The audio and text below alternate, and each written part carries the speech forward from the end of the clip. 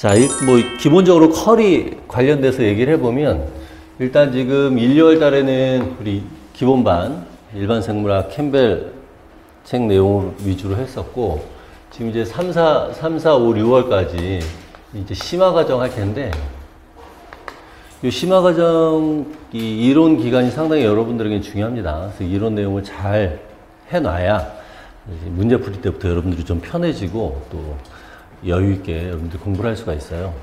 그래서 이 3, 4, 5, 6월 요 4개월 동안만큼은 좀 힘들어서 참아요. 특히 이제 5월 날씨 따뜻해지고 5월 되면 학생들이 약간 방심하는 시기가 오게 되는데 그렇게 방심을 하게 되면 일주일 금방 보내죠? 다시 원래 페이스대로 유지하기 위해서는 또 한 몇 주 걸려요. 그러니까 보통 이제 이 초반에 낙오하는 친구들 특징이 5월달 이때 좀 낙오를 하는 친구들이 있어요. 특히 학생인 경우, 4학년 학생인 경우 교생 실습 나가면서 해이해지는 경우가 있거든요. 특히 조심해야 됩니다. 그래서 6월까지는 정말 참도록 하세요.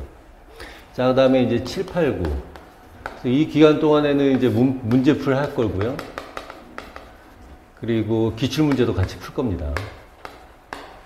그래서 예전에는 이 기출문제 일부분을 이 심화과정 때 좀 풀어줬어요. 그래서 우리가 챕터 끝날 때마다 어떤 내용들이 이 챕터에서 배운 내용들이 어떤 식으로 문제로 출제되는가 문제를 풀어줬는데 계산해 보니까 그 문제를 풀다 보면 그 문제 푸는 시간만 해도 한 6주 정도의 보강을 해야 되더라고요.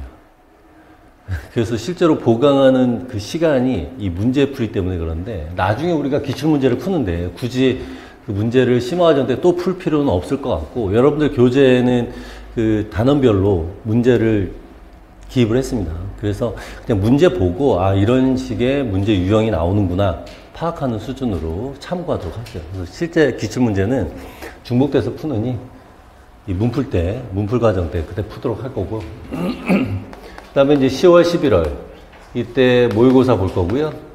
그리고 최종 정리 하는 걸로 하도록 하겠습니다.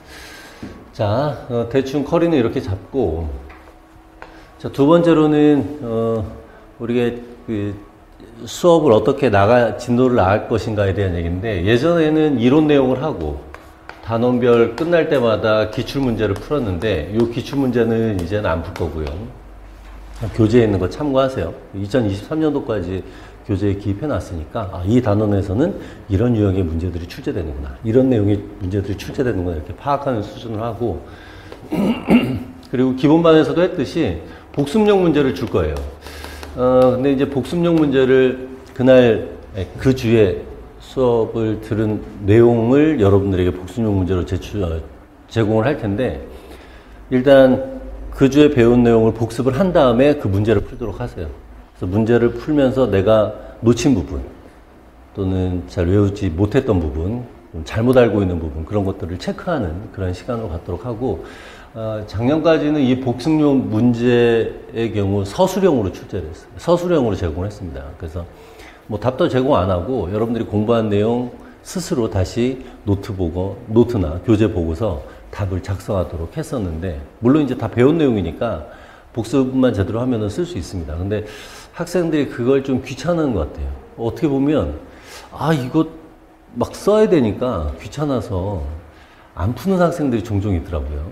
그래서 그 다음에 이제 좀 떨어진 친구들이 와가지고 다시 그 문제를 풀면서 작년에 안 풀었지만 올해는 열심히 풀려고 이런 소리를 하는 경우가 있어가지고 안 풀 거면 여러분들에게 제공할 의미가 없잖아요. 그래서 최대한 그래도 여러분들이 좀 부담 덜게 시간을 적게 투자하고 적게 노력을 조금 들이면서 체크하도록 하기 위해서 이 복습용 문제를 서술형 여러분들이 이제 따로 그 전체 내용을 쓰는 것보다는 기입형식으로 문제를 출제를 했습니다. 최대한 기입형 형태로. 그래서 간단하게 답을 쓸 수 있도록 문제를 바꿨으니까 부담 갖지 말고 그냥 간단하게 기입하는 수준으로 이런 내용 배웠었구나. 그리고 이 내용이 어떤 내용이구나라는 것은 문제 전체를 읽어보면 알 수 있으니까 부담 갖지 말고 풀도록 하세요. 자, 그리고 이제 중간에 한 미트디트 문제, 피트 문제 얘네들 가지고서 여러분들 한번 체크하는 그 시간을 갖도록 할게요. 뭐 지금 아직 예전에는 작년 같은 경우는 영역이 끝나면 여러분들에게 문제를 제공했어요. 그래서 세포학, 유전학, 동물생리학, 그다음에 식생문진 이런 식으로 영역이 끝날 때마다 그 사회에 걸쳐서 제공을 했는데 지금은 좀 더 단원별로 단원별로 여러분들의 제공을 할까? 작년처럼 영역별로 문제를 여러분들에게 제공할까 좀 고민은 하고 있습니다. 이거는 좀 고민을 해서 여러분들에게 제공하는 식으로. 그래서 여러분들 간단하게 사지선다니까 간단하게, 오지선다니까 간단하게 답 쓸 수 있습니다. 그런 식으로 여러분들이 좀 더 배운 내용을 체크하는 그런 시간 갖도록 할게요. 그리고 이 기본 과정에서는 그 배운 내용을 그 다음 주에 요 복습용 문제 일부 가지고서 간단하게 한 실강생의 경우는 한 10여 분에 걸쳐서 풀게 했는데 큰 의미는 없을 것 같다는 생각이 순간 들어가지고 답을 잘 쓰기도 해요. 잘 쓰더라고요. 그래서 굳이 그렇게 귀찮게 뭐 시간 할애해서 여러분들에게 하는 거는 안 하도록 할게요. 기본반은 했는데 이제 여러분들이 이제 좀 익숙해졌을 테니까 공부 어떻게 하는지 익숙해졌을 테니까 여기까지만 여러분들에게 문제를 제공하는 걸로. 그래서 문제는 요 두 유형까지 제공하는 걸로 하도록 할게요. 그리고 이제 세 번째 마지막으로는 여러분들 공부하는 스타일에 대한 얘기를 하고 싶은데 여러분들 나름대로 공부하는 스타일이 있을 거예요. 있긴 하겠지만 그래도 여러 해 거치면서 학생들 유형을 판단했을 때 여러분들 어떤 식으로 공부하는 게 좀 많이 도움될까, 좀 효율적일까에 대한 생각을 나름대로 하고 있기 때문에 그에 대한 조언 비슷하게 할 테니까 여러분들이 이제 참고해서 여러분 스타일대로 공부하면 됩니다. 기본적으로 생물이라는 게 암기 과목은 아니에요. 암기할 게 많다 뿐이지. 근데 솔직히 영어보다 암기할 게 적죠. 영어는 단어, 문법, 말 많잖아요. 근데 사람들의 인식이 생물은 암기를 하면 된다. 그래서 암기를 많이 하면 자연스럽게 이해도 된다. 이렇게 얘기를 하는데 당연히 암기 많이 하면요. 이해가 돼요. 뇌가 그렇게 판단을 하니까. 근데 상당히 그건 비효율적이고 효율적으로 여러분들이 공부를 하려면 반대로 해야 됩니다. 이해를 한 다음에 암기를 해야 돼요. 그래서 이해한 후에 암기를 하면 이해를 많이 하면 할수록 암기의 양은 줄어들 수밖에 없어요. 예를 들어서 어떤 기작이다. 그럼 전체 기작을 이해했죠. 그러면 그 안에 있는 필요한 효소라든가 전구체 물질 또는 세포 이름 이런 것들 중에 여러분들이 잘 외워지지 않은 거 몇 개만 간단하게 외우면 끝나는 겁니다. 그러니까 그리고 또 이해를 하려면 많이 봐야 돼요. 많이 보다 보면 자연스럽게 암기가 되기 때문에 따로 여러분들이 이거 외워야지라는 마인드로 공부하는 양이 줄어든다는 얘기입니다. 그리고 좀 이해를 하면서 보게 되면 좀 공부하는데 즐거워요. 근데 무슨 소리인지 모르는 상태에서 무조건 암기를 하면 외워지지도 않고 재미도 없고 지겹고 그래서 여러분들 많이 힘들어할 수가 있으니까요. 이게 기본입니다. 자, 그럼 이해를 잘 하려면 어떻게 해야 돼요? 당연히 반복해서 봐줘야 돼요.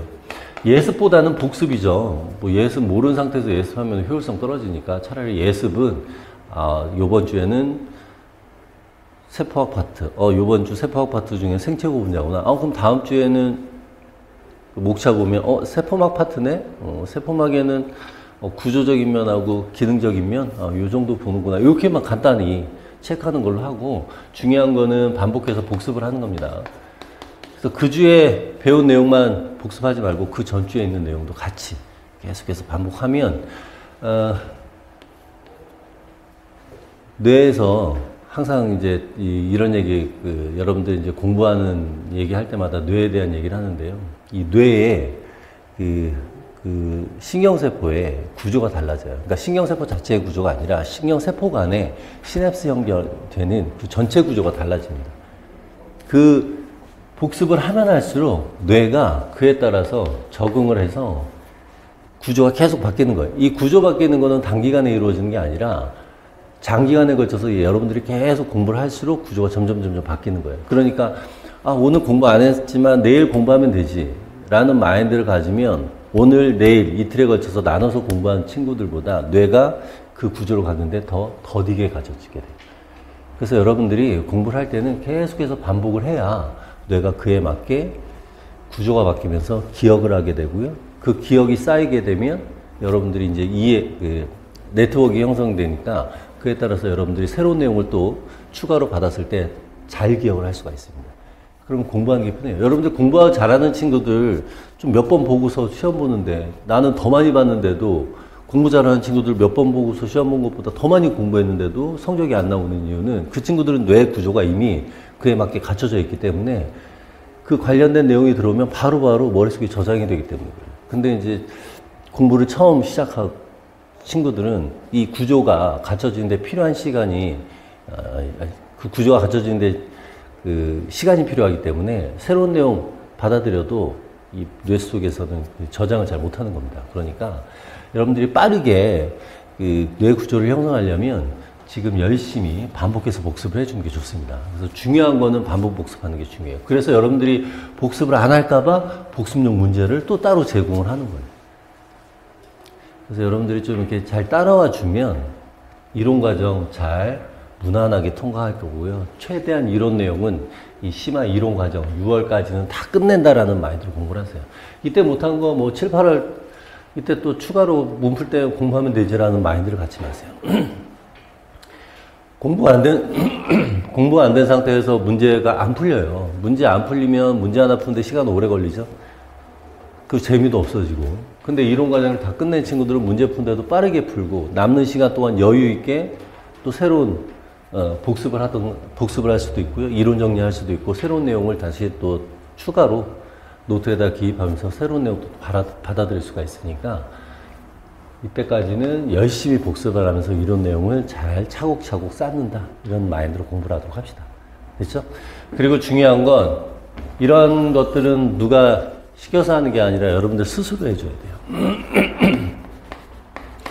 그래서 공부를 할 때는 능동적인 공부를 하는 게 좋습니다. 그래서 보통 합격한 친구들 보면 질문 많이 하는 친구들. 항상 하는 얘기인데 적극적인 친구들. 그러니까 질문을 정말 자기가 모르는 내용들이 있을 때 그냥 넘어가는 게 아니라 그 내용에 대해서 알겠다라는 마인드로 질문을 하는 거예요. 뭐 질문 횟수가 많은 게 중요한 게 아니라 내가 모르는 내용 그때그때마다 질문을 하도록 하세요. 어떤 친구들은 정말 그 지각 한 번 안 하고 열심히 출석하는 경우 있는데 그 친구들은 오히려 성적이 잘 안 나와요. 나도 이해를 못했어요, 처음에. 아니, 열심히 출석을 하는데 지각 한 번을 안 했는데 왜 성적이 56점 만점, 이 전공생물이 차지하는 점수가 56점인데 모의고사 때 보면 56점 만점에 막 20점, 30점 이렇게 나와요. 그 친구들은 그냥 앉아서 듣고 집에 가서 복습을 안 했을 가능성이 크거나 아니면 자기가 모르는 내용에 대해서 내가 혼자 공부해서 알면 되지라는 마인드로 공부를 하다 보니까 효율성도 떨어지게 돼서 공부가 잘 안 됐나 봐요. 근데 이제 계속 중간중간에 모르면 쉬는 시간에 한 문제 또는 두 문제 이런 식으로 묻는 그런 친구들은 초시생이더라도 합격을 합니다. 처음에 질문할 때 일반반에서 기본반에서 질문할 때는 정말 별것도 아닌 거 가지고 질문을 해요. 잘 모르니까. 근데 심화반 가면 갈수록 이 친구가 노하우가 지식이 쌓이나 봐요. 그래서 이 질문을 하는 것도 예리하게 질문을 하게 되더라고요. 그래서 여러분들도 이제 공부를 하다가 모르면 그때그때 질문을 하고 잘못된 개념이라든가 모르는 개념들을 잘 바로 잡아야 여러분들 이 지식이 쌓이게 되고 실력도 느는 거예요.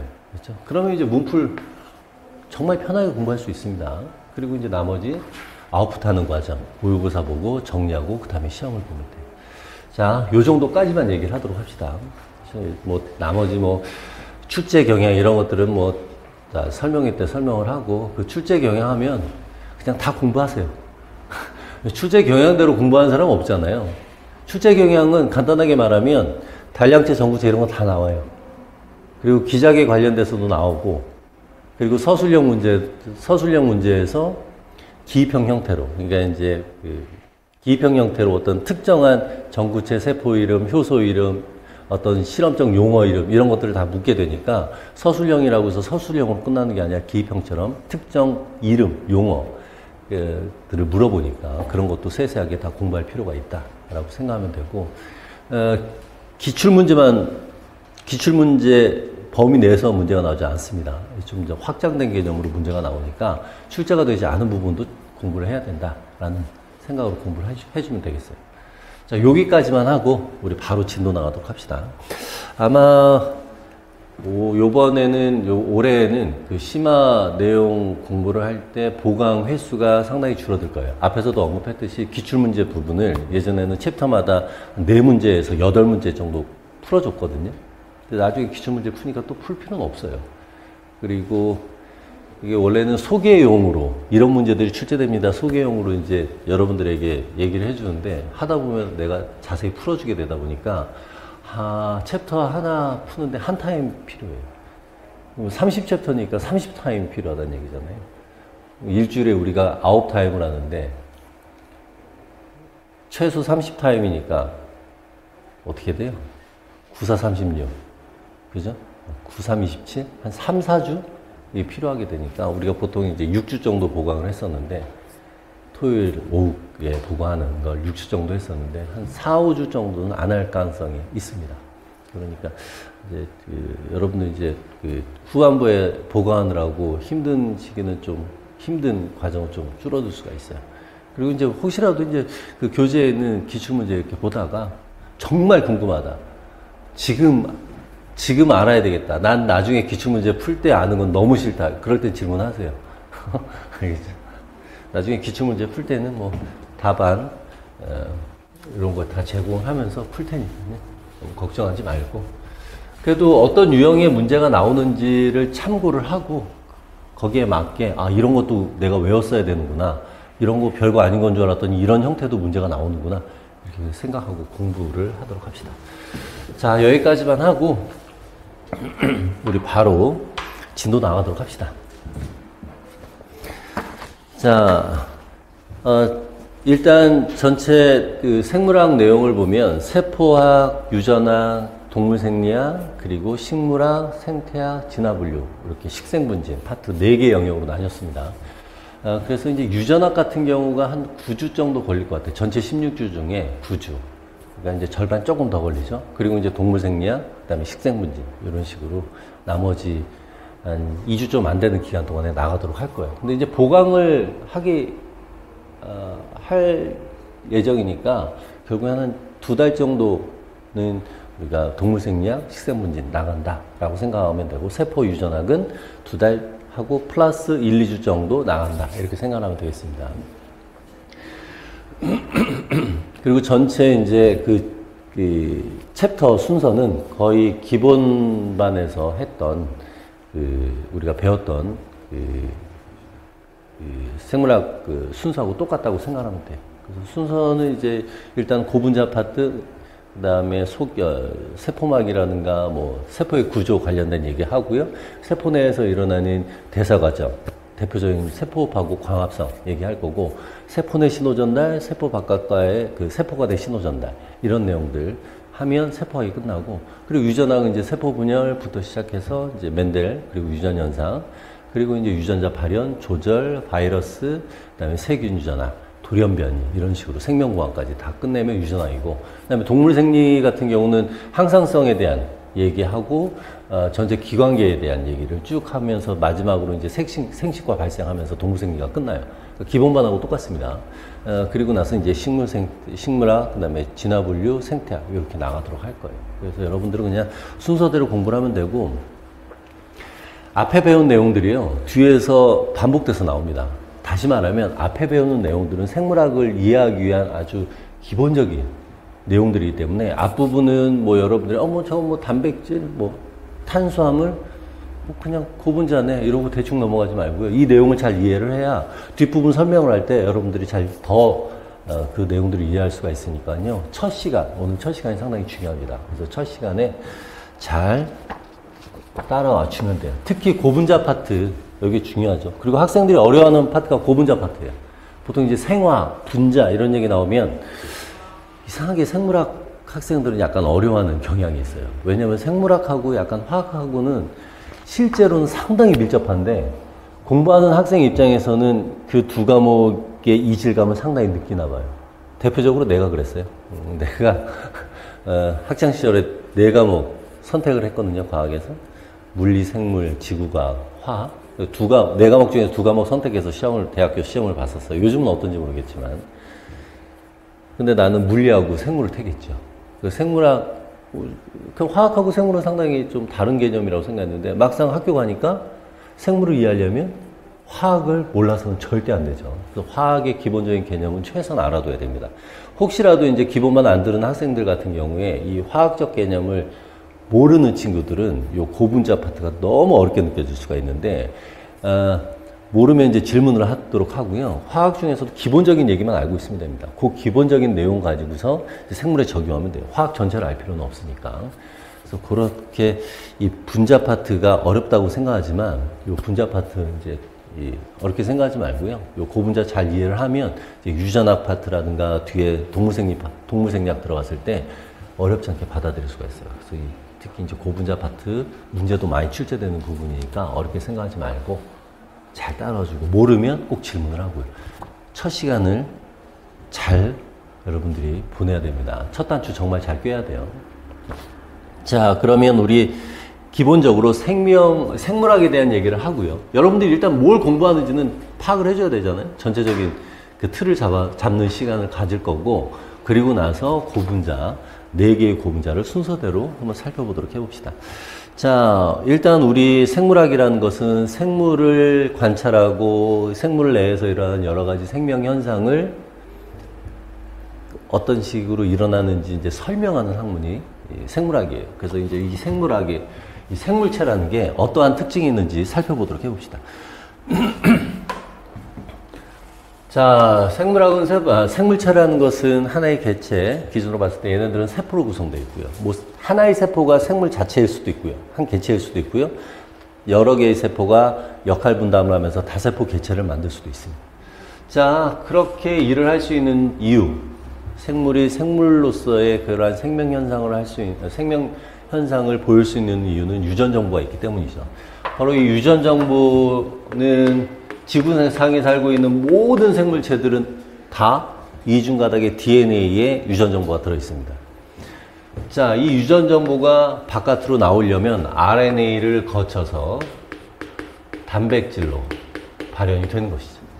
그럼 이렇게 단백질로 발현이 되면 이 단백질은 정말 많은 종류가 있고 정말 많은 기능을 합니다. 이 몸 안에서 단백질은 단순하게 여러분들 근육 만드는 데만 형성하는 게 아니고 여러 가지 생리현상, 이 몸 안에서 일어나는 물질 대사 과정에 관여할 수도 있고요. 여러 가지 일들을 하죠. 그래서 그러한 생리현상이라든가 또 구조적인 면, 외형적인 면 등등을 우리가 이제 형질이라고 하는데 이러한 형질을 나타내게 됩니다. 자, 그래서 우리는 요 RNA, DNA, 그리고 단백질, 그리고 이 단백질이 만드는 탄수화물이라든가 지질에 대해서 이 고분자 파트에서 배우게 되고요. 이제 얘네들이 또 구성하는 세포 구조물들, 그리고 이 단백질들이 간의 상호작용, 또 신호 보내는 것, 그런 대사작용이라든가 신호 전달 과정을 세포학에서 보내는 것이고, 유전학 들어가서 멘델 유전 관련된 내용은 이러한 유전자가 있는 DNA가 어떤 형질을 나타내더라까지 배우는 것이고, 유전자 발현 과정이라는 것은 DNA에서 RNA가 만들어지는 과정, 단백질이 만드는 과정을 통해서 어떤 식으로 발현되고 어떻게 조절되는지, 그리고 이 과정을 적용한 것이 생명공학에 대한 얘기예요. 그래서 우리는 이 내용들을 딱 뒤에서 다 배울 겁니다. 자, 이러한 형질을 나타내면 이 형질이 이 생명체가 살고 있는 환경과 환경에 적합한지, 적합하지 않은지에 따라서 개체가 생존할 확률이 달라지죠. 적합한 형질을 가지고 있는 개체들은 살아남아서 자손에게 그 유전 정보를 전달을 하다 보면 종분화가 일어나는 진화 과정이 일어납니다. 그래서 이 진화에 대한 얘기 나중에 또 배울 거고요. 생물은 진화를 하게 되죠. 자, 이렇게 살아간다는 것은 생명현상이라는 것이고, 생명현상이라는 것은 화학결합이 만들어지고 화학결합이 깨지는 과정이 반복되는 거예요. 그게 이제 우리 눈에 생명현상으로 나타나는 것이죠. 그 화학 반응이 바로 물질대사예요. 그래서 그러한 물질대사가 일어나게 되면 에너지에 변환이 생기게 되고요. 그러면서 살아갈 수가 있는 겁니다. 자, 그리고 생물체라는 것은 세포 분열을 통하면 생장, 생식 이런 것들이 가능하고요. 자, 생물체는 주변 환경과 살아가죠. 주변 환경이라는 것은 뭐 생물적 요소도 있고 무생물적 요소도 있습니다. 그러한 환경의 변화에 대해서 반응을 하게 되고, 근데 이제 반응을 하는 목적은 뭐냐면 우리 그 개체를 구성하고 있는 세포들이 살아가기 위해서, 생명 현상을 하기 위해서는 그 세포 입장에서는 주변의 환경이 변하면 안 돼요. 막 변하면 세포가 살아갈 수가 없으니까. 그래서 그 세포를 둘러싸고 있는 그 환경이 항상 일정하게 유지될 수 있도록 다시 말하면 항상성을 유지할 수 있도록 일련의 반응들이 일어납니다. 자, 그리고 그래서 이제 생물체 내에서 이러한 항상성과 관련된 반응들이 일어난다 얘기를 할 수가 있고요. 이러한 생물들을 보면 원자부터 시작해서 분자 또 소기관 이렇게 새로운 것들이 만들어지면서 생명 현상을 갖게 된 것이에요. 그러한 것을 우리가 이제 계층적 구조가 형성된다고 하는데, 그러한 계층적 구조를 보면 점점 새로운 계층이 만들어질수록 그 전에 없던 새로운 기능들이 만들어집니다. 그래서 우리가 창발적 특성이 있다라고 표현을 하는 것이고. 자, 그리고 이 상호작용, 앞에서 언급했듯이 이제 환경에 있는 무생물 또 생물들과 상호작용이 일어날 수가 있죠. 이러한 특징들이 생물체에 있기 때문에 우리가 바로 이러한 특징들에 대해서 공부를 할 거예요. 그래서 세포 수준에서 배우는 것은 세포학에서 다루는 것이고요. 유전 정보 관련돼서는 유전학에서 우리가 배울 것이에요.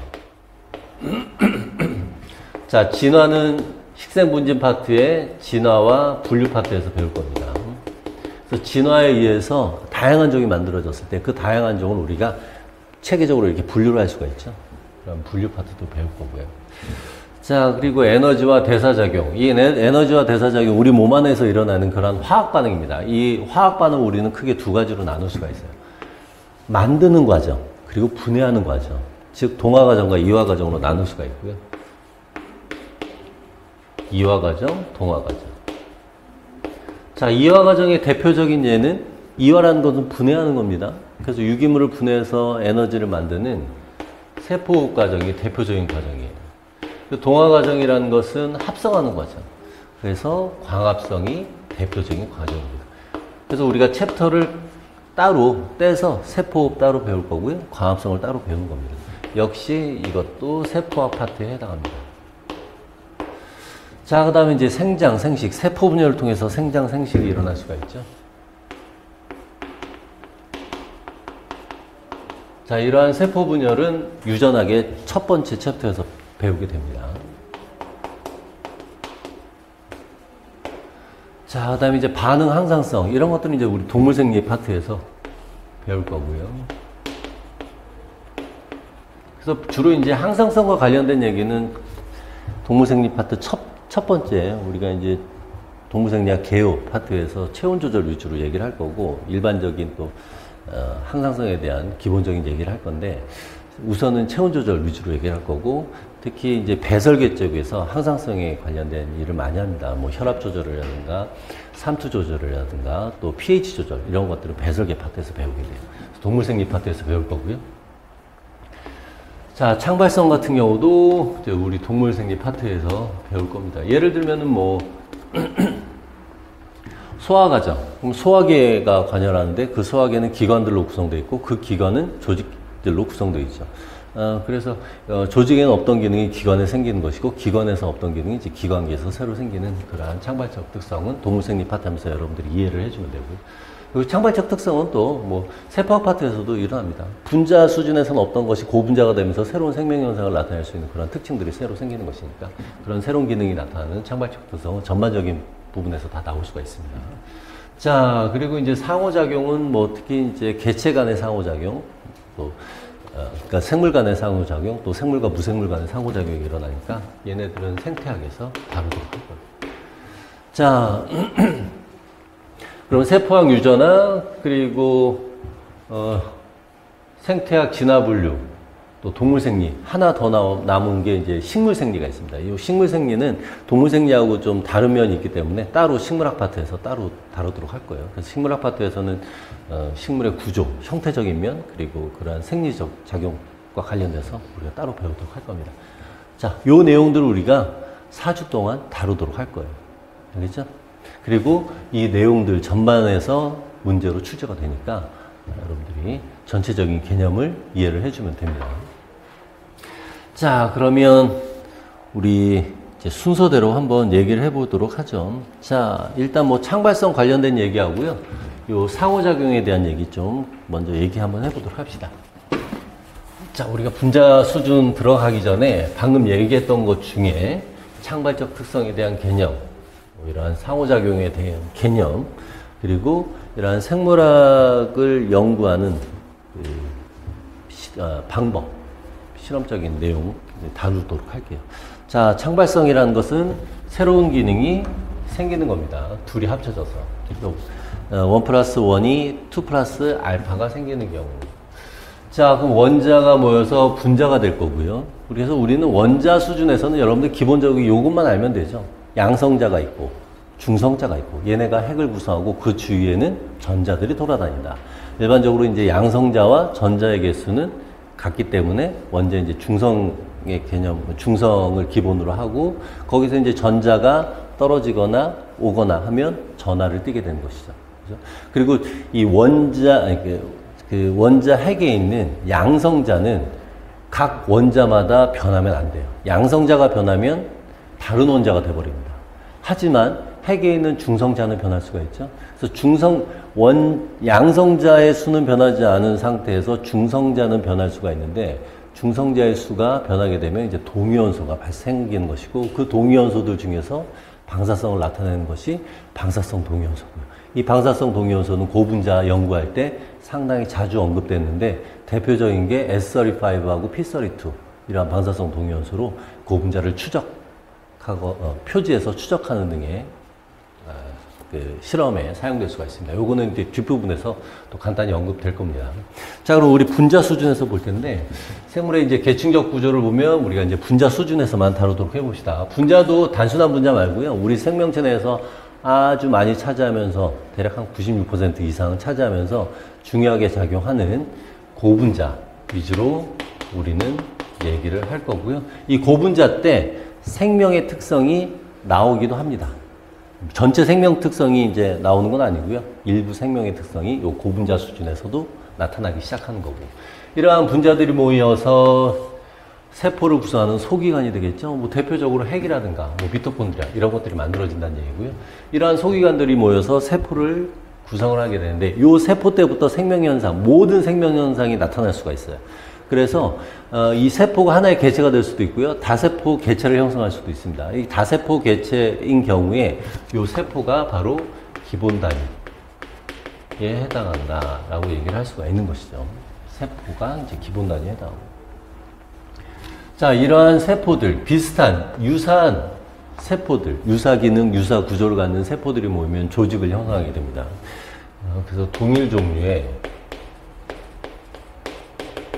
세포 그룹을 우리가 조직이라고 하고요.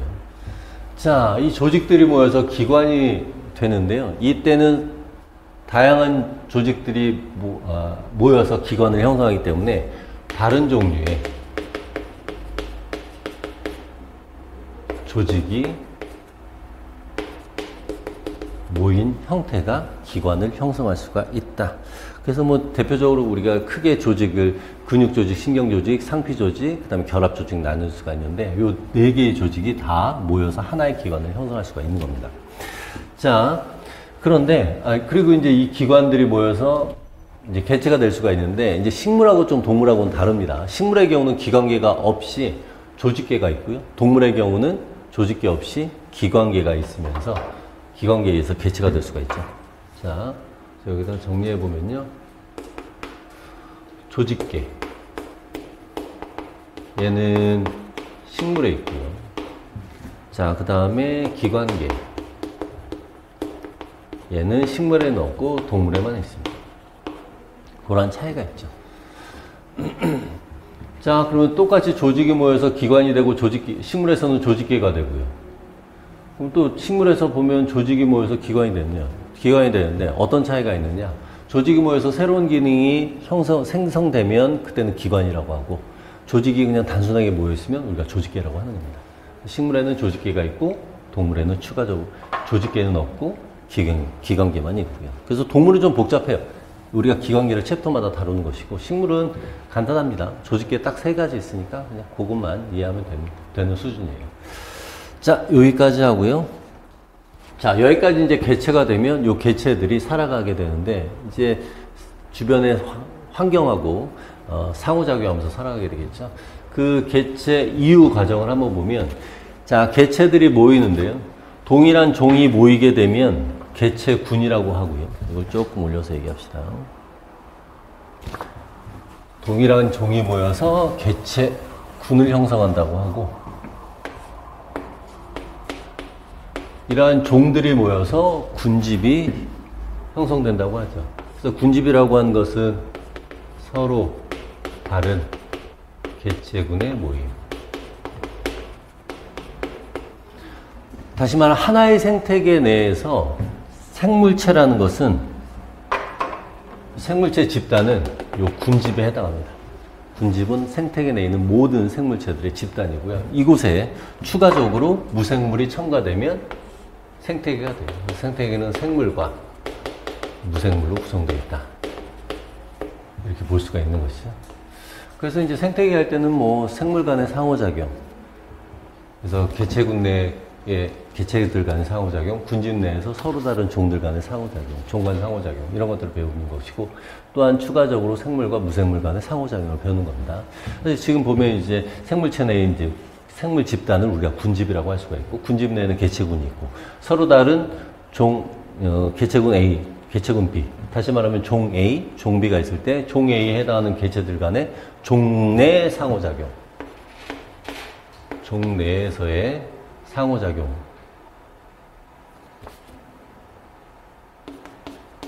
상호작용이 있을 거고요. 여기에서는 종끼리, 종 간 상호작용이 있고, 아이고, 여기서도 종내죠.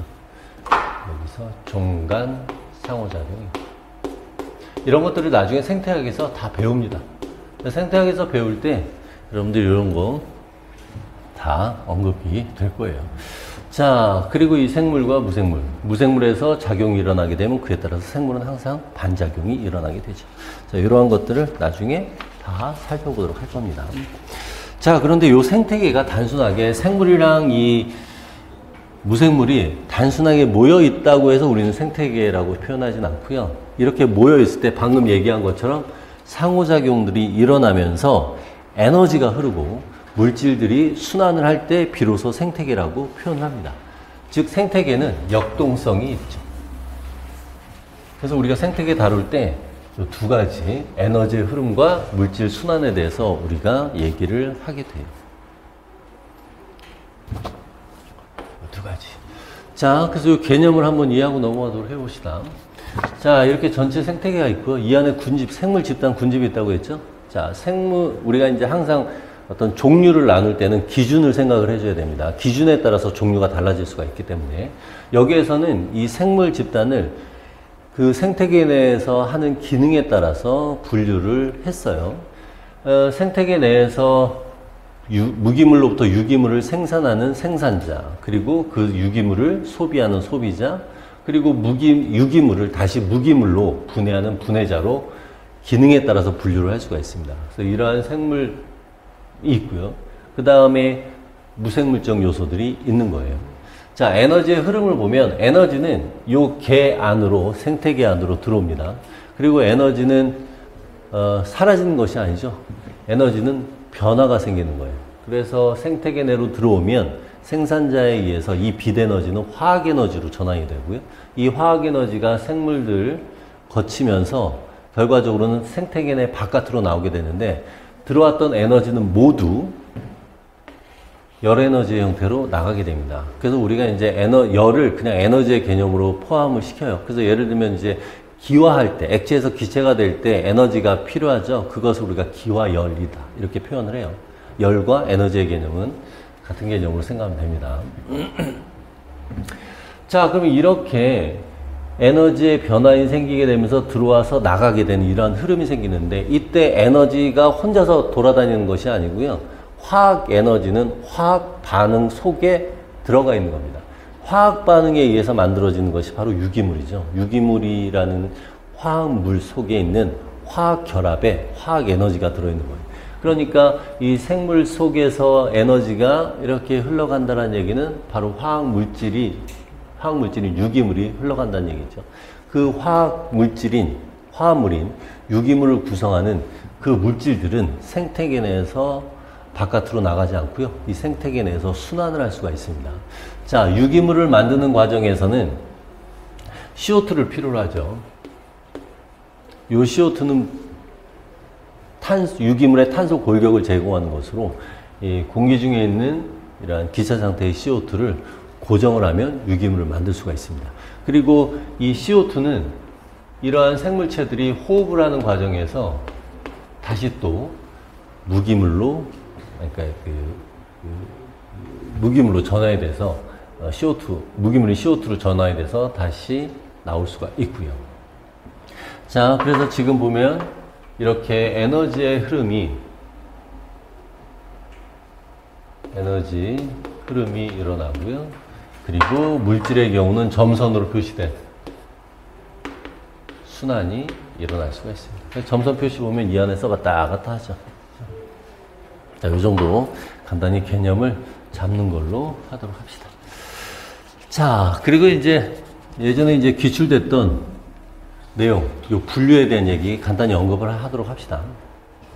이건 이제 이 기출 문제는 뒷부분으로 뺐어요. 요 앞부분에는 넣지 않고 뒷부분으로 뺐으니까 나중에 뒷부분에서 기출 문제 확인하면 되는데요. 요 기출 문제로 요 어떤 기준에 따라서 분류를 할 때 어떤 종류로 나뉘는지에 대한 문제가 출제가 된 적이 있습니다. 자, 생물을 분류할 때 앞에서처럼 생태계 내에서의 기능에 따라서 분류를 할 수도 있고요. 이 생물이 에너지를 어디에서 얻는가에 따라서 분류를 할 수도 있습니다. 그리고 또 탄소는 어디에서 얻는가, 그리고 전자는 어디에서 얻는가에 따라서 분류를 할 수가 있는데, 에너지 원이 어디냐에 따라서 광 또는 화학 에너지. 그래서 만약에 에너지를 생산자처럼 빛으로부터 얻으면 광영양체라고 하는 것이고요. 유기물, 이 화학이라는 건 화합물이죠. 화합물은 생물체 내에서는 유기물이니까 유기물로부터 에너지를 얻으면 화학영양체 이렇게 얘기를 하고요. 자, 그리고 탄소원에 따라서 나눴을 때는 탄소가 유기물을 구성하는 그 탄소가 CO2로부터 오게 되면 CO2로부터 얻게 되면 우리는 독립영양체라고 하고요. 유기물로부터 얻게 되면 종속영양체라고 합니다. 자, 그래서 예를 들어서 식물하고 한번 동물하고 비교해 볼까요? 자, 식물의 경우하고 동물의 경우를 한번 보도록 해봅시다. 자, 식물의 경우에 있어서는 빛으로부터 에너지를 얻고 유기물의 탄소는 CO2로부터 얻죠. 그래서 광, 독립, 영양체에 해당하고.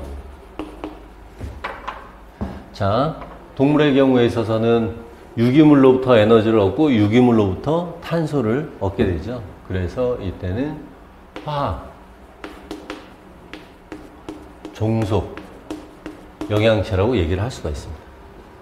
이런 식으로 문제를 출제를 했어요. 이렇게 가로를 딱 쳐요. 이렇게 중간중간에 표 내에서.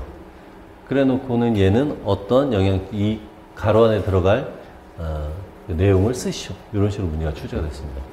자, 전자원에 따라서도 볼까요? 우리가 이제 전자를 기호만에서 이제 배운, 여러분들 또 대학교에서 다 배웠을 테니까. 우리 생물체 내에서는 전자의 흐름이 생기죠. 세포호흡할 때도 전자의 흐름이 생기고, 광합성에서 명반응할 때도 전자의 흐름이 생깁니다. 그럼 그 전자를 어디에서 얻었느냐 이거예요. 세포호흡 과정에서는 유기물 분해하면서 얻는 과정이 있죠. 자, 그런데, 얻게 되고요. 또, 광합성의 명반응 과정에서는 물을 분해해서 전자 전달기의 처음에 그 전자를 물을 분해해서 얻게 되겠죠. 그래서 물을 분해하면 그 물은 무기물에 해당하고요. 유기물 분해해서 전자를 얻으면 유기물에 해당하고요. 그러니까 다시 말하면, 자, 무기물로부터 전자를 얻었다는 얘기는 H2O. 또 녹색 황세균, 홍색 황세균 같은 경우는 H2S로부터 얻죠. H2S. 이런 데서 전자를 얻으면 무기영양체. 자, 역시 마찬가지로 유기 분자로부터, 유기물 또는 유기 분자로부터 전자를 얻으면 그때는 우리가 유기영양체. 이렇게 얘기를 할 수가 있는 거죠. 자, 그럼 식물은 뭐겠어요? 물로부터 얻잖아요. 그러니까 광, 독립, 무기, 영양체에 해당한다. 이렇게 얘기를 할 수가 있는 겁니다. 그렇죠? 자, 이 정도로 개념을 잡도록 합시다. H2O, H2S는 무기분자. 무기분자에서 얻느냐, 유기분자에서 얻느냐에 따라서 나눌 수가 있다. 이것도 나중에 기출문제 보면, 아, 이게 이런 식으로 나올 수 있구나. 판단할 수가 있습니다. 자, 그래서 생물 분류 이 정도까지 간단히 봤고요. 자, 여기까지 이제 생물에 대한 기본적인 얘기를 했는데, 이러한 내용들은 당연히 과학자들이, 생물학자들이 연구를 했겠죠. 자, 그럼 연구 방법에 대한, 탐구 방법에 대한 얘기를 할 텐데요.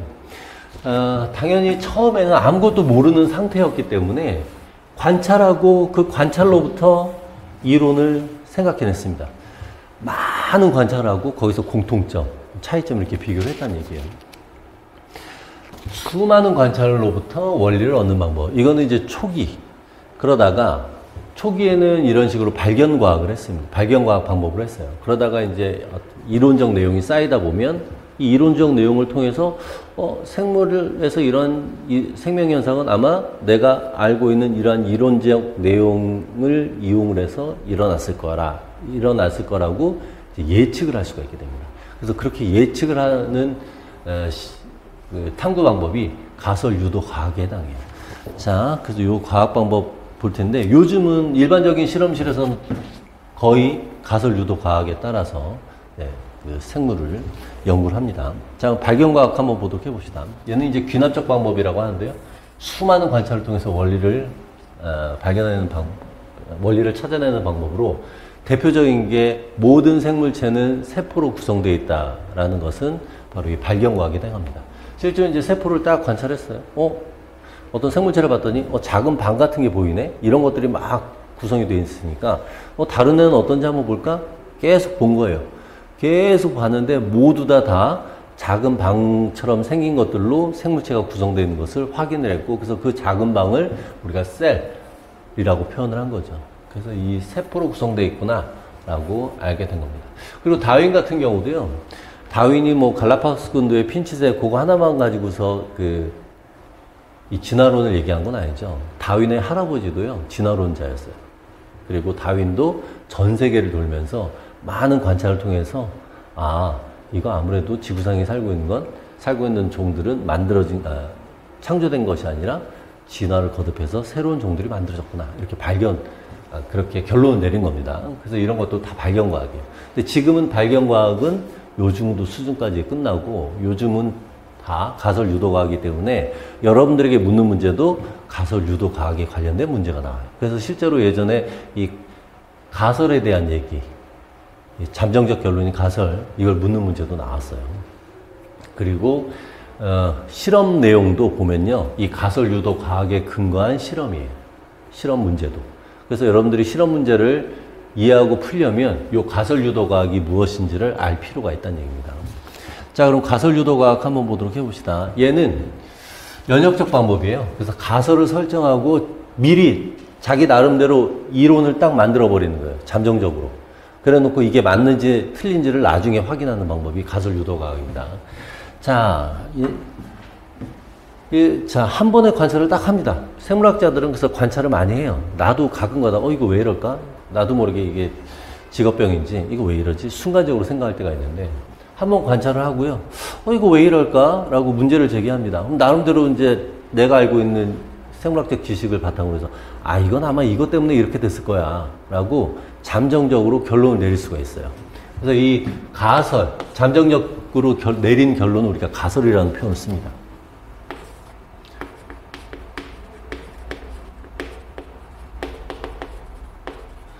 자, 이제는 증명을 해야 돼요. 자, 증명은 검증을 통해서 하게 되는데요. 다시 말하면 가설은 이렇게 검증이 가능해야 됩니다. 그래서 검증이 불가능하면 가설은 의미가 없어요. 가설 유도과학에서는. 그래서 가설이라는 것은 검증 가능한 잠정적 결론이다라고 생각하면 되고요. 자, 검증을 할 때는 내가 이렇게 결론을 내린 게 맞는지 틀린지 보겠다는 거잖아요. 근데 그 결론이 실제로 이게 의미가 있는지, 내 이론에 의해서 이러한 결론이 나온 것이 맞는지를 보려면 대조군 실험이라는 게 필요합니다. 그래서 이 의미가 있는지 없는지를 판단하는 대조군을 같이 실험해 줘야 돼요. 항상. 그러다 보니까 실험 결과에는 항상 대조군 실험이 있어야 됩니다. 그래서 여러분들이 실험 문제를 풀 때는요, 이 실험이 어떠한 결론을 보고자 하는 것인지 알아야 되겠죠. 가설을 찾아야 돼요. 가설은 보통 실험 문제에 다 써 있습니다. 무엇을 보고자 이 실험을 했다. 그럼 그 무엇을 보고자라는 것이 바로 가설이라는 얘기예요. 그러면 그 실험 결과에서는 그 내용이 어떤 것인지에 대한 결론이 나와 있겠죠. 결과가. 그럼 그 결과가 변화가 있었는지 변화가 없었는지, 즉 가설이 맞는 내용인지 틀린 내용인지를 알려면 여러분들은 대조군을 찾아야 되고요. 실험군하고 비교를 해줘야 됩니다. 그래서 비교를 통해서 예를 들어서 단백질의 양이 증가했는지 단백질의 양이 변화가 없는지 이런 것들은 대조군을 찾아서 비교를 해줘야 돼요. 그래서 가설과 대조군만 찾으면 실험 결론은 여러분들 스스로 판단을 잘 할 수가 있습니다. 근데 이제 문제 몇 번 풀다 보면 바로 눈에 띄어요. 아, 이게 무슨 실험이고 문제 다 나와 있으니까. 그리고 실험 그 데이터를 보면 아, 이게 대조군 실험이고 이게 실험군 실험이다라는 걸 알 수가 있습니다. 자, 그래서 이 검증을 했더니 요 가설 내용이 맞네? 그러면 이제 이론화하는 것이고요. 만약에 가설 내용이 틀렸다. 그럼 가설 수정해서 다시 또 검증을 하고 이 과정을 반복해서 맞을 때 비로소 이제 이론이 만들어지는데, 하나의 가설만 가지고서 이론 만들어지는 것은 아니고 여러 개의 가설이 모여서 하나의 이론이 만들어지는 겁니다. 자, 그러면 이와 관련된 가설 유도 과학과 관련돼서 예를 한번 들어보도록 합시다. 자, 예를 들어서 이제 인터루킨2에 대한 얘기를 할 텐데요. 이 인터루킨2는, 인터루킨이라고 되는 것은요, 이 백혈구가 분비하는 시토카인의 한 종류예요.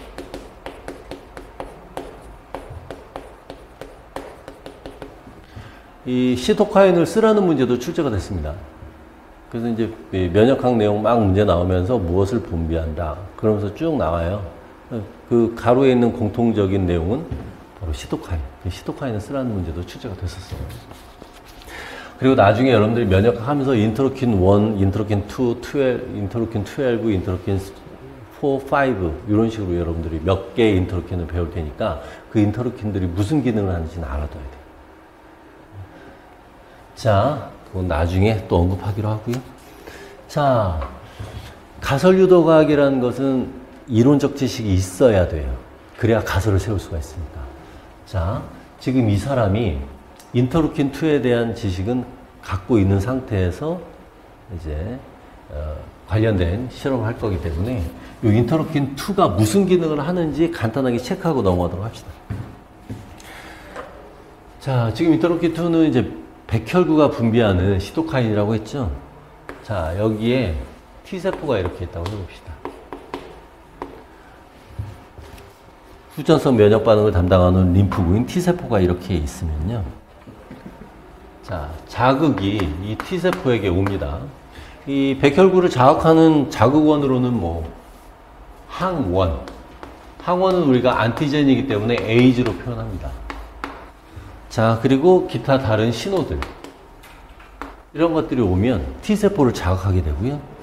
자, 그럼 T세포에서 인터루킨2를 분비를 해요. 자, 그런데 이 T세포는 자기가 분비한 인터루킨2에 대한 수용체를 가지고 있어요. 그래서 이렇게 수용체가 있어서요. 인터루킨2가 이 수용체에 가서 결합을 할 수가 있습니다. 이걸 우리가 자가분비라는 표현을 쓰죠.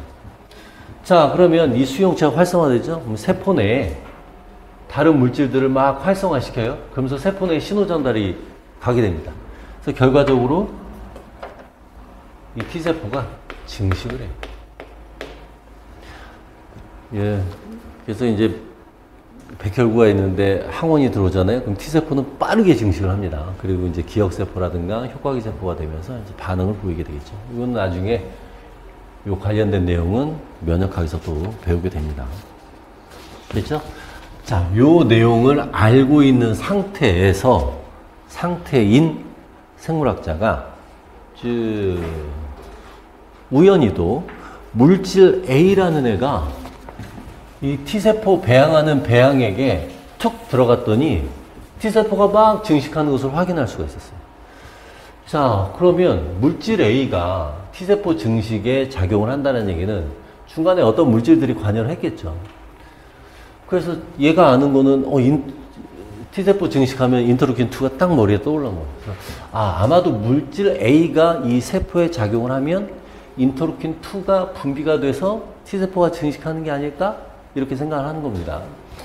그래서 어떻게 증식할까? 아마도 인터루킨2가 분비의 양이 증가하게 될 것이다.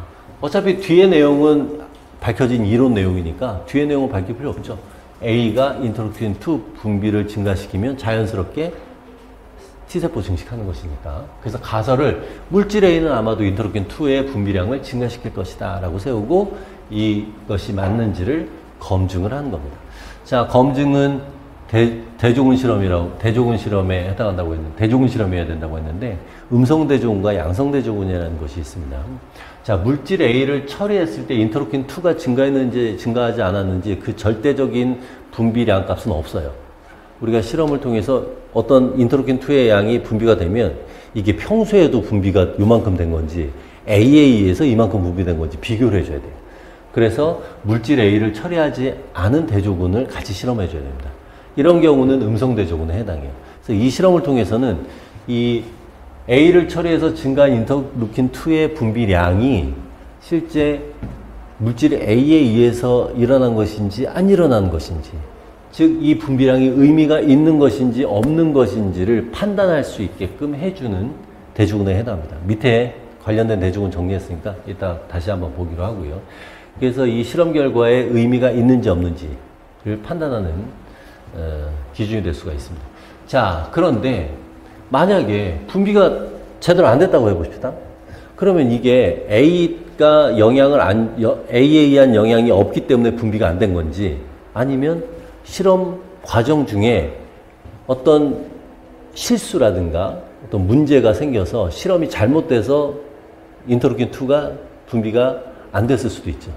그러니까 이 실험은 제대로 됐는데 분비가 안 된 것이다. 또는 분비가 된 것이다. 이렇게 표현을 해줘야 되니까 실험 체계는 문제가 없다라는 것을 보여주기 위해서 양성대조군이라는 실험도 하는 겁니다. 자, 그래서 이제 이 양성대조군에서는 요 인터루킨2가 분비가 되는 그 결과를 보여줘야 되기 때문에 인터루킨2의 분비가 일어나게끔 하는 이미 알려진 물질을 처리하면 돼요. 여기서 이제 물질 B를 처리했다고 했죠. 이 물질 B는 뭐냐면 얘는 인터루킨 2의 분비를 증가시킨다고 이미 알려진 물질이에요.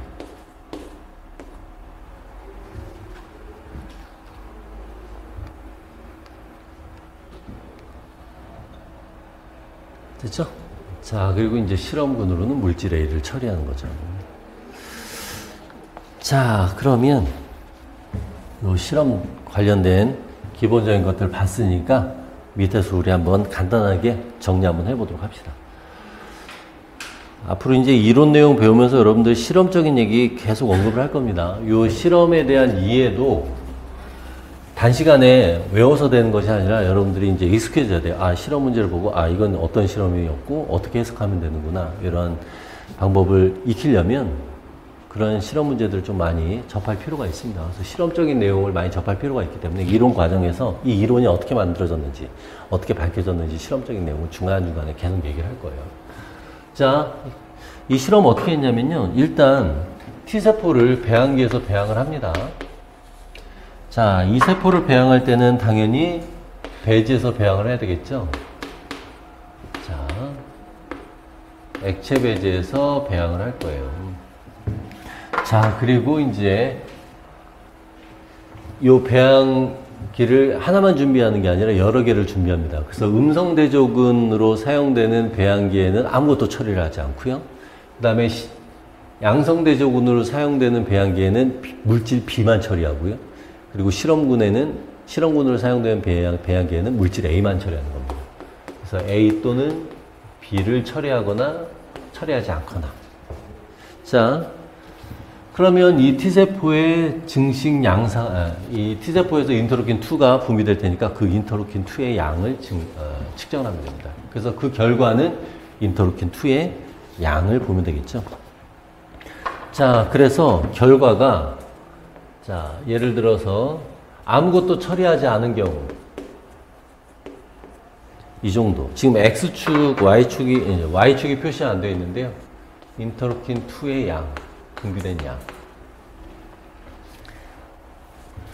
자, 아무것도 처리하지 않은 경우는 이 정도였고요. 그 다음에 B를 처리한 경우는 이 정도였고요. A를 처리한 경우는 이 정도였다고 생각해 봅시다. 예를 들어서. 자, 아무것도 처리하지 않았을 때 기본적으로 인터루킨은 이 정도 분비가 되고 있었던 거예요. 자, 그럼 이 실험이 제대로 됐는지 인터루킨2를 원래 분비시킨다고 알려진 B를 처리했을 때 봤더니요. 처리하지 않았을 때에 비해서 양이 딱 증가했죠. 그러니까 이 실험은 제대로 된 거예요. 그래서 이 결과를 통해서 이 실험의 정확성은 제대로 됐다. 오케이. 이렇게 사인이 된 거죠. 그러면 이제 실험군만 대조군하고 비교하면 되죠. 자, A를 봤더니 어때요? 역시 증가했죠. 그러니까 물질 A는 인터루킨2의 분비량을 증가시킬 수 있다. 그로 인해 이제 추가적으로 T세포의 증식이 일어나는 것이다. 이렇게 결론을 내릴 수가 있는 거죠. 됐죠? 자, 이렇게 나오면 이제 좋아요. 이 실험하는 입장에서 내 가설을 맞았어. 깔끔하게 끝났는데 다른 결과가 또 나올 수가 있으니까 다른 결과도 한번 생각해 봅시다. 어떤 결과들이 있는지 한번 보도록 하죠. 여기에서 하나, 둘, 셋 보고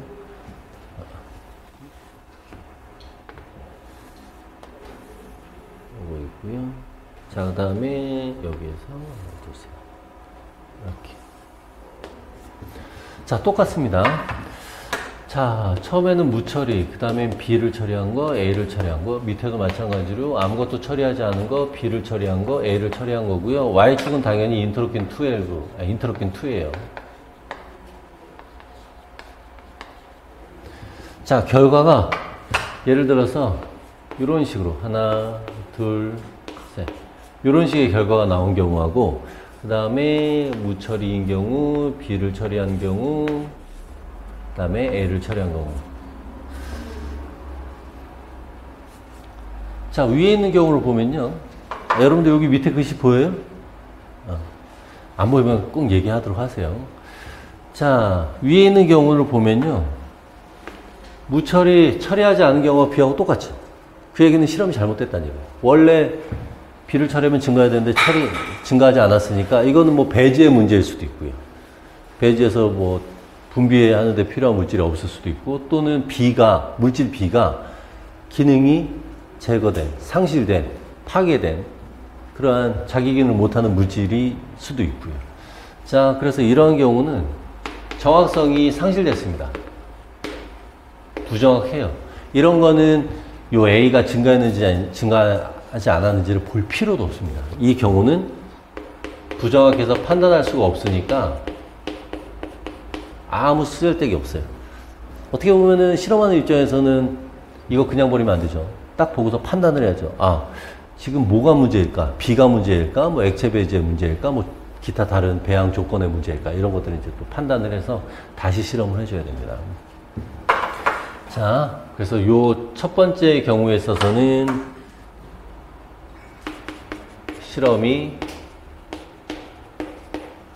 정확하게 수행되지 못한 경우니까 이 데이터는 쓸 수가 없고요. 자, 두 번째의 경우는 자, 지금 B가 이렇게 증가했죠? 그러니까 이 실험은 제대로 된 실험이다. 그럼 이제 여기에서 실험문을 해석하면 되죠. 무처리한 경우하고 똑같죠. 그러니까 A가 인터루킨2를 증가시키는 것은 아니다. 이렇게 결론을 내릴 수가 있는 겁니다. 자, 이 경우는 실험이 정확히 수행이 된 것이고요. 그래서 이 실험의 경우는 결론이 무엇이냐? A가 인터루킨2를 증가시키는데 관여하지 않는다. 잘 안 보이나요? 안 보여요? 결론이 무엇이냐면요. A로부터 인터루킨2가 증가된다라고 생각을 했는데 실제로는 그렇지 않다. 요거 얘기한 겁니다. 자, 이렇게 여러분들이 이제 판단을 하면 되고, 실제 뭐 여러 가지 실험 내용들 보면서 익히면 됩니다. 자, 이제 우리 용어 정리를 한번 할 필요가 있는데요. 이거 실제로 문제로 출제가 됐습니다. 용어 묻는 문제. 이 변인 통제 묻는 문제가 출제가 됐어요. 용어에 대한 개념 좀 익혀봅시다.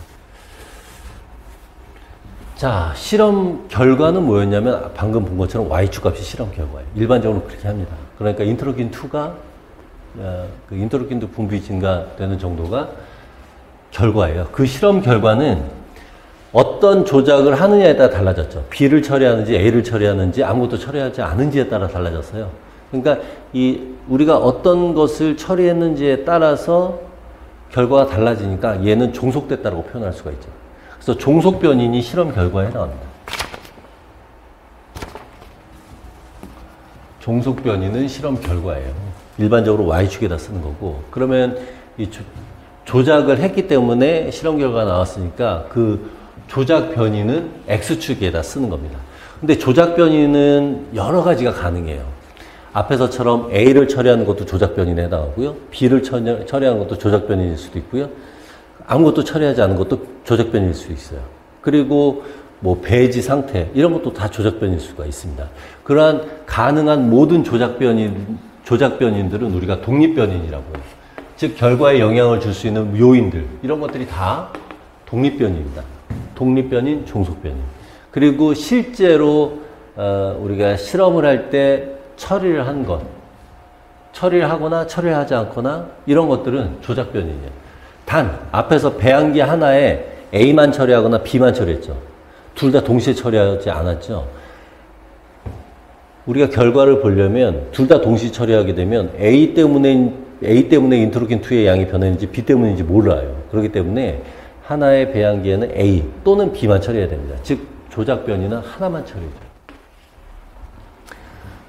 자, 그 얘기는 다른 변인들은 모두 동일하게 만들어야 되겠죠. 그래서 그것을 우리가 변인 통제라고 합니다.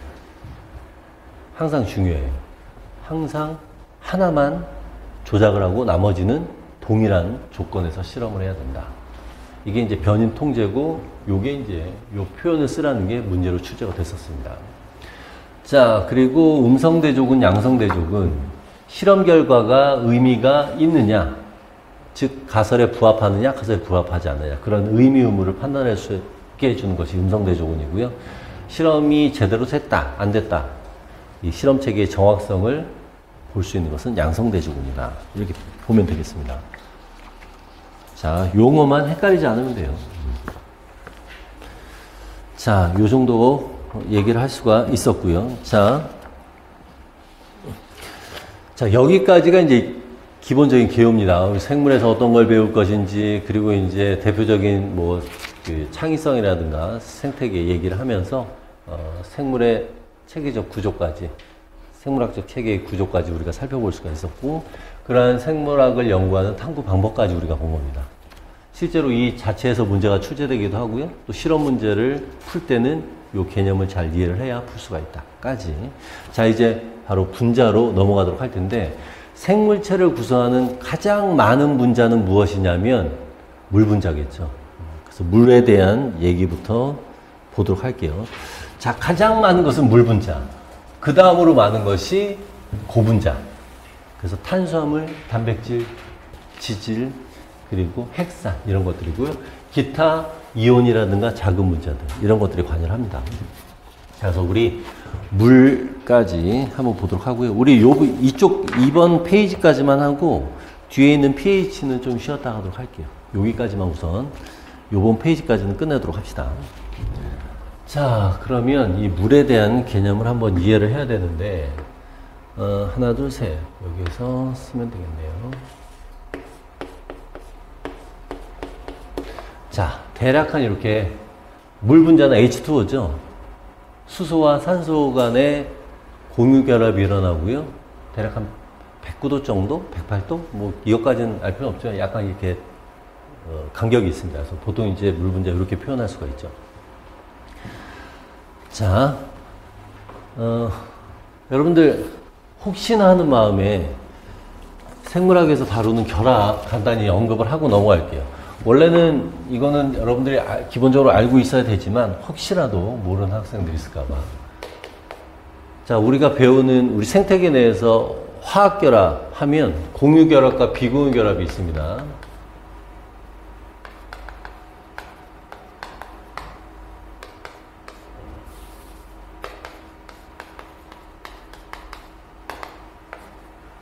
자, 공유결합을 하는 이유는 뭐죠? 옥테트 규칙을 하기 위해, 옥테트 규칙을 만족하기 위해서 공유결합을 하죠. 이건 기본적인 거예요. 이거 개념을 잘 이해를 못하면 뒤에서 계속 나오는 얘기 이해를 못하기 때문에 간단하게 체크하고 넘어가도록 할게요. 자, 양성자가 있고요. 주변에 전자가 있습니다. 양성자 수만큼 전자가 있어요. 자, 그래서 궤도를 도는데 양성자 하나 있는 것이 수소예요. 양성자 하나 있기 때문에 수소는 전자 하나만 돌아요. 자, 헬륨은 양성자가 2개 있어요. 전자도 2개 있어요. 자, 그 다음에 리튬은 양성자 3개예요. 전자가 3개예요. 자, 전자 2개까지는 같이 도는데 3개가 되면 같은 궤도를 돌지 않고요. 그 바깥쪽 궤도를 돕니다.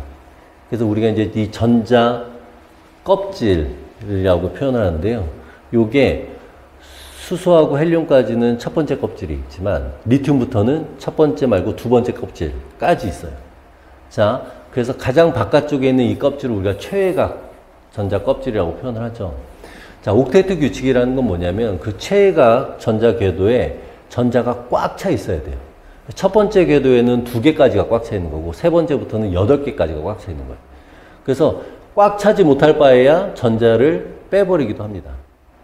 그 예를 들어서 리튬이 있다. 그러면 3개가 두 번째 궤도 있는데 거기에 전자를 빼버리면 궤도 하나만 남잖아요. 근데 거기는 꽉 차 있잖아요. 그럼 얘는 만족하는 거예요. 최외각 전자가 2개, 8개, 8개, 8개 이런 식으로 꽉 차 있게끔 하려는 현상이 그러한 현상을 우리가 옥테트 규칙이라는 표현을 쓰는 것이죠. 자, 얘는 전자 2개가 최외각 전자에서 2개가 모자라요. 산소는. 그러다 보니까 전자 2개가 모자르기 때문에 그 전자 2개를 다른 사람하고, 다른 원자하고 공유를 합니다.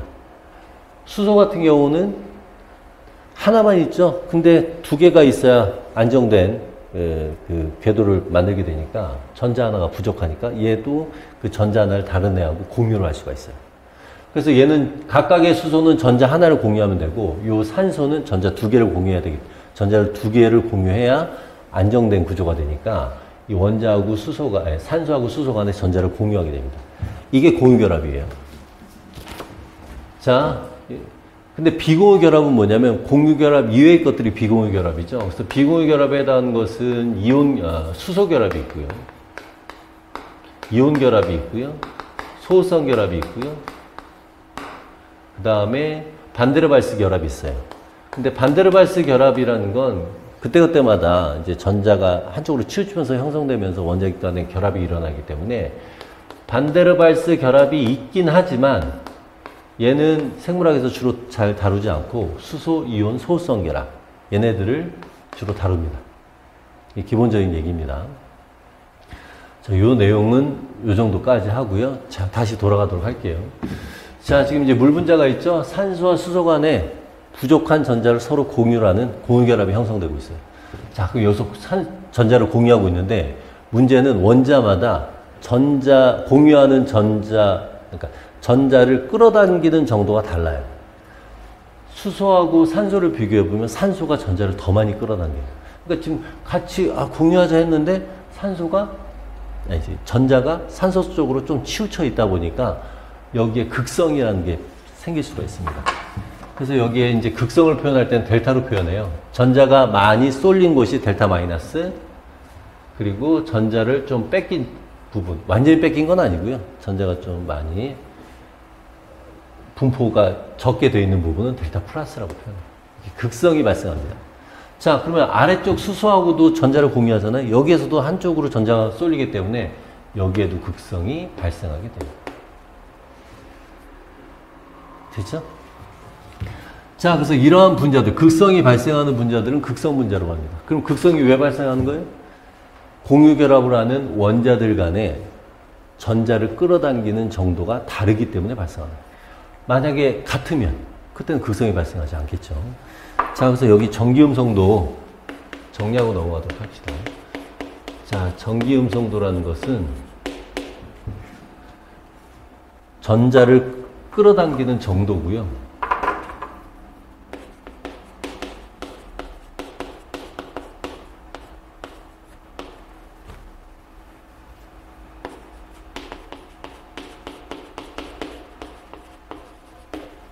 우리는 다 외울 필요는 없고요. 화학에서는 다 외우겠지만 우리는 그렇게 다 외울 필요는 없죠. 우리 몸 안에서 가장 많은 그 원소가 탄소, 수소, 질소, 산소예요. 비슷해갖고 발음이 이상하네. 산소, 질소, 탄소, 수소. 요 네 가지가 고분자를 구성합니다. 그래서 우리 몸에 가장 많죠. 자, 산소, 질소, 탄소, 수소. 자, 얘네들 네 개의 그 전기음성도 차이만 알면 되는데, 보면 산소가 가장 전기음성도가 크고요. 그 다음에 질소, 그 다음에 탄소, 그 다음에 수소예요. 이 탄소는 가장 중간 정도의 전기음성도를 갖고 있는데, 산소하고 탄소 간에는 전기음성도 차이가 크니까 극성이 발생할 수 있습니다. 질소와 탄소 간에도 극성이 발생하는데, 탄소하고 수소 간에는 어떠냐? 화학적으로 보면 극성이 발생해요. 왜냐하면 차이가 있으니까. 근데 생물학적으로 봤을 때는 극성이 없다라고 표현을 해요. 워낙 작으니까. 산소와 수소 간에는 극성이 있지만 탄소와 수소 간에는 극성이 없다. 이건 나중에 뒷부분에서 우리 지질 파트 할 때 다시 한번 또 언급을 하도록 할게요. 어쨌든 여기까지. 자, 그럼 이렇게 극성을 띌 때 이 분자는 친수성을 띈다 이렇게 표현을 해요. 자, 어떤 물질이 극성을 띠잖아요. 그 극성을 띠게 되면 델타 마이너스, 델타 플러스가 있잖아요. 그럼 물 분자의 델타 플러스하고 이 분자의 델타 마이너스하고 결합을 할 수가 있어요. 그러다 보니까 물하고 친한 거죠. 그래서 우리가 극성이 있으면 친수성이라는 표현을 쓰고요. 탄소와 수소 간의 결합에서는 극성을 띠지 않게 되니까 소수성이라는 표현을 쓰는 겁니다. 자, 어쨌든. 그래서 물 분자는 친수성을 띈다. 이렇게 얘기를 할 수가 있어요. 자, 그럼 이제 물 분자의 특성에 대해서 한번 얘기를 한번 해봅시다. 자, 기본적으로 물 분자는 극성을 띠게 됩니다. 극성을 띠는 분자예요. 그래서 친수성 분자에 친수성을 띈다. 또는 친수성 분자 이렇게 표현할 수가 있고요. 자, 그러다 보니까 얘는 극성을 띠는 물질하고 같이 결합을 할 수 있게 돼서 반응이 일어나는데 도움을 줄 수가 있습니다. 그래서 극성 물질에 대해서 좋은 용매로 사용될 수가 있어요. 극성 물질에 대해서 좋은 용매예요. 극성 용질에 대해서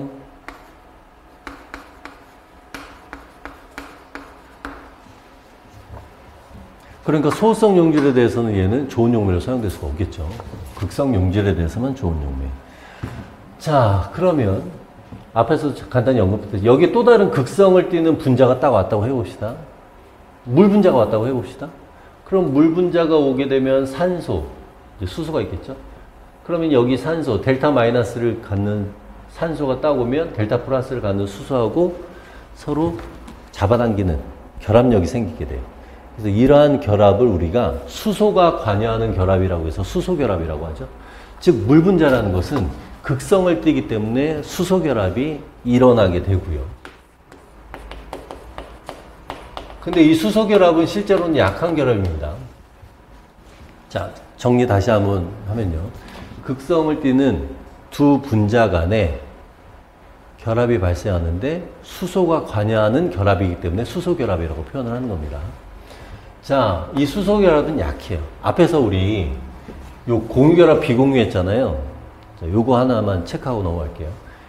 화학에서는 이온 결합이 가장 강합니다. 왜냐하면 이온이 뭐냐면 지금 공유결합은 전자 부족한 것을 서로 공유하는 정도에서 끝났잖아요. 이온 결합은 전기음성도 차이가 너무 커요. 즉 전자를 끌어당기는 정도가 너무 커서 아예 공유를 한 게 아니라 아예 뺏어온 거예요. NaCl 같은 경우는 NA는 전자를 뺏긴 거고 Cl은 전자를 얻은 거예요. 그래서 얘네들은 안정돼요. 그래서 Na 플러스하고 Cl 마이너스인 상태에서 그냥 붙어 있는 게 이온 결합이에요. 그래서 이 결합은 플러스하고 마이너스가 결합했으니까 가장 강하죠. 그래서 화학에서는 이온 결합이 가장 강하지만 우리는 항상 생물체 내에 있는 분자를 공부한다고 생각하세요. 그래서 우리가 얘기하는 분자들은 다 물 속에 들어있는 분자들이에요. 그러니까 물 분자들이 결합을 할 수 있는 분자들. 그러면 극성을 띠는 물 분자가 예를 들어서 Na 플러스가 있다. 그러면 물 분자에 산소, 극성을 띠는 산소의 델타 마이너스 부분과 Na 플러스가 결합을 하잖아요. Na 플러스에 물이 막 결합한다고. 그러면 Na 플러스의 플러스 전하의 세기가 약해져요. 그럼 약해진 Na 플러스하고 약해진 Cl 마이너스 결합을 하기 때문에 결합력은 약해지는 거예요. 그래서 생물에서는 가장 강한 결합은 이 공유결합이 가장 강합니다. 그리고 비공유결합은 약하다. 이렇게 판단을 하세요. 알겠죠? 생물 기준으로 보는 거니까. 다시 말하면 수소결합도 약해요. 근데 이 물분자라는 건 최대 몇 개의 분자와 수소결합이 가능하냐? 방금 얘기한 것처럼 여기 물분자 있으면 수소결합 가능하죠? 여기 물분자 있어도 수소결합 가능하죠? 여기 물분자 있을 때 이 물분자의 수소와 그리고 이 물분자의 산소 간에 수소결합 가능하죠? 또 아래쪽에서 수소결합 가능하죠? 그래서 수소결합이 4개나 가능해요. 그러니까 한 분자에 수소결합이 4개가 가능하기 때문에 물에는 아주 많은 수소결합이 있을 수가 있습니다. 그래서 물 분자끼리는 강력하게 이렇게 서로 결합해서 붙어 있을 수가 있어요. 그게 이제 응집력이에요. 물 분자 간의 응집력이 커질 수가 있습니다. 수소결합 자체가 강한 게 아니라 약하지만 많은 수소결합이 형성될 수 있기 때문에 응집력이 강해질 수가 있고요. 자, 그럼 이렇게 물 분자가 있다고 해봅시다. 얘가 액체 상태에서 기체가 될 때는 이 수소를 끊어줘야 되죠. 그래야 기화가 되는 것이죠. 그때 끊기 위해서 많은 에너지가 필요합니다. 에너지 우리 열로 표현할 수도 있다고 했죠.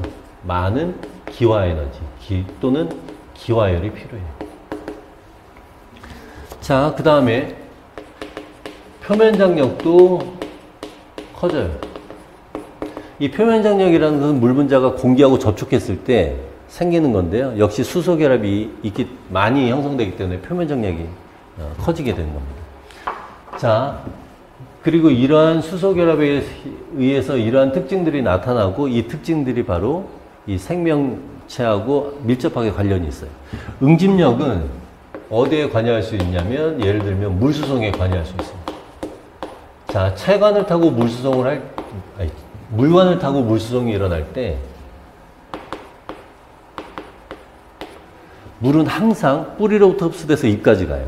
항상 중력에 거슬러서 간다는 얘기예요. 그럼 중력이 잡아당기는 힘보다 더 큰 힘으로 올라가야 되다 보니까 중간에 물기둥이 끊어지면 안 됩니다. 그래서 물기둥이 유지가 되도록 강한 응집력이 관여를 하기 때문에 물수송이 가능한 것이고요. 기화열, 얘는 체온 조절에 가능하죠. 체온 조절하는데 관여할 수가 있어요. 즉, 기화되기 위해서 필요한 에너지를 주변으로부터 뺏어오는 거예요. 그러다 보니까 이 물이 증발할 때는 이 주변의 온도가 떨어지게 됩니다. 즉, 체온 조절은 이제 체온을 감소시키는 방향으로 체온 조절이 일어날 수 있도록 해주는 것이고요. 자, 표면 장력이기 때문에 역시 이 물관 벽하고 장력이 유발할 수가 있어서 물수송에도 관여하고요. 그리고 소금쟁이가 물 위에서 떠다닐 수 있게 해주는 데도 관여하고요. 기타 등등이 있습니다. 됐죠? 자, 그리고 이 수소결합이 있기 때문에 이 물의 밀도가 좀 다른 애들하고는 다른 특징이 있어요. 자, 극성이 있기 때문에 수소결합이 유발되는 것이고요. 수소결합이 있기 때문에 이러한 특징이 있는데 물의 밀도에도 영향을 줍니다. 자, 일반적인 경우는 물질들은 고체일 때 가장 밀도가 커요. 부피분의 질량의 변화 없지만 부피가 작아지니까 밀도가 커지는 겁니다. 자, 그런데 물의 경우는 0도씨, 즉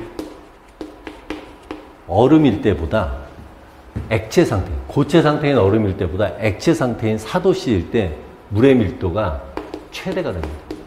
그리고 얼음일 때는 이 4도씨에 비해서 상대적으로 밀도가 작은 편이에요. 고체니까 밀도가 커야 되는데 액체보다 오히려 작아요. 자, 이게 왜 그러느냐? 고체가 된다는 얘기는 분자들 간의 결합이 더 많아진다는 얘기예요.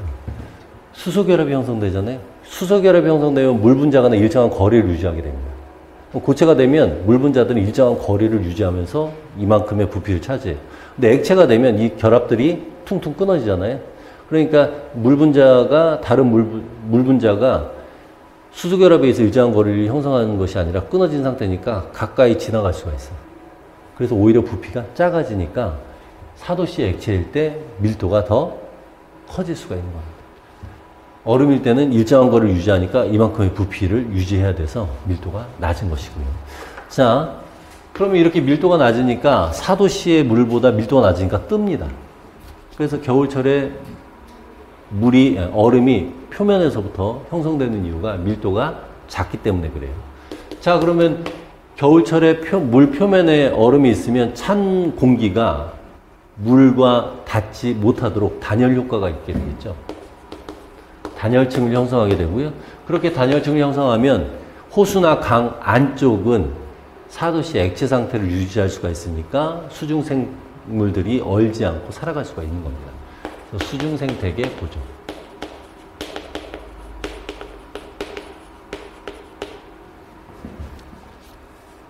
이런 것도 생태학에서 다 다루도록 할 거예요. 그리고 실제로 문제도 출제가 또 됐습니다. 물질 혼합과 관련돼서 계절에 따라서 혼합이 어떻게 됐는지 정도가 이제 나왔었어요. 자, 여기서 이제 이 결합에 대한 얘기를 하면서 좀 시간이 지체됐는데, 자, 고유결합 하면서 생기는 극성 때문에 이러한 특징들이 물에서 나올 수가 있다까지 하고요.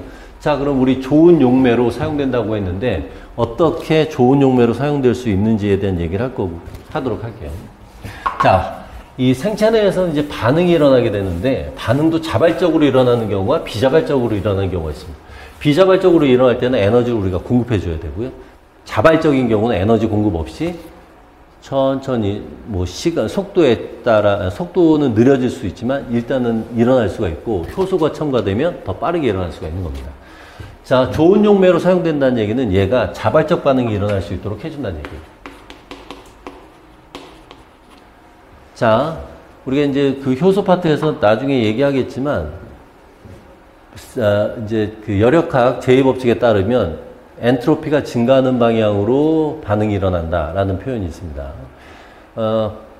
이 엔트로피라는 건 무질서도죠. 무질서도가 증가하는 방향으로 반응이 일어나게 될 때 자발적 반응이 일어나는.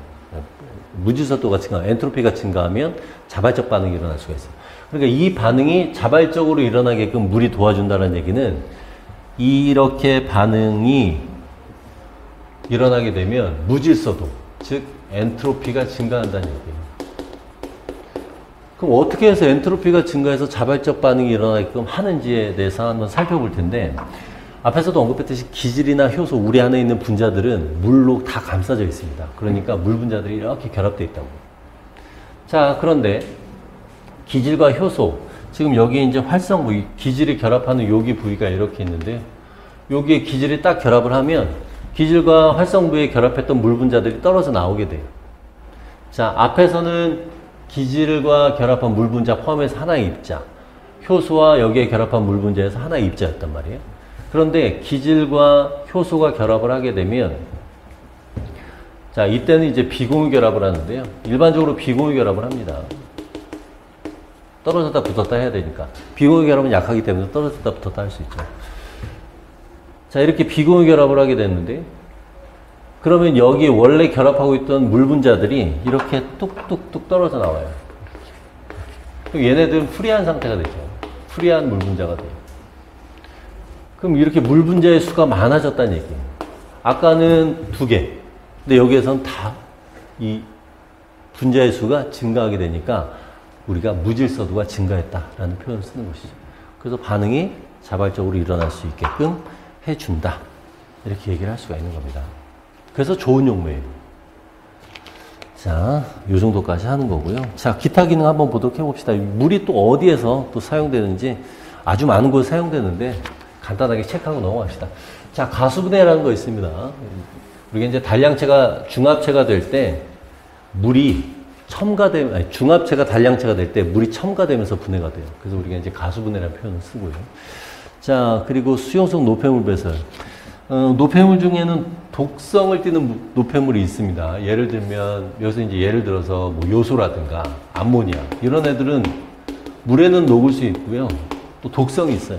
독성이 있기 때문에 희석시켜서 몸 바깥으로 배출을 해줘야 됩니다. 그래서 이제 물에 희석해서 배출을 할 수가 있고요. 물이 그러한 기능을 담당하는 거죠.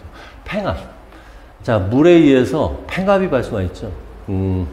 그래서 이 팽압이 발생하게 되면, 근데 이제 팽압이 발생하는 이유는 왜 그래요? 세포벽이 있기 때문에 팽압이 발생할 수 있는 겁니다. 세포벽이 없으면 팽압 발생하지 않죠. 자, 팽압이 발생함으로써 이 식물에 영향을 줄 수 있는 것이 초본 식물을 지지할 수가 있습니다. 여러분들 이제 일반적인 나무는 목본이고요. 풀 같은 건 초본이에요. 근데 이제 목본 같은 경우는 이 목본이 있으니까 나무가 버틸 수 있는데 초본 같은 경우는 쓰러집니다. 근데 팽압에 의해서 얘네들이 꼿꼿하게 설 수가 있다라는 얘기고, 또 수분 포텐셜에 영향을 주는 게 이제 또 팽압에 의해서 수분 포텐셜에 영향을 받을 수 있습니다. 이건 나중에 우리 식물학 파트에서 얘기를 할 텐데, 팽압이 있으면 수분 포텐셜이 증가해요. 그리고 수분 포텐셜 개념은 자유로운 물 분자다 이렇게 생각하면 되고, 나중에 합시다. 자, 그 다음에 이제 먹이 섭취, 윤활제 뭐 등등이 있습니다. 뭐 다양한 기능을 하죠. 물이 그만큼 중요하다. 이 정도까지만 하고요. 우리 좀 쉬었다가 지금까지는 물의 장점에 대한 얘기를 했는데, 물의 단점 때문에 우리가 이제 얘기해야 되는 완충제라든가 pH에 대한 얘기를 좀 쉬었다 하도록 합시다.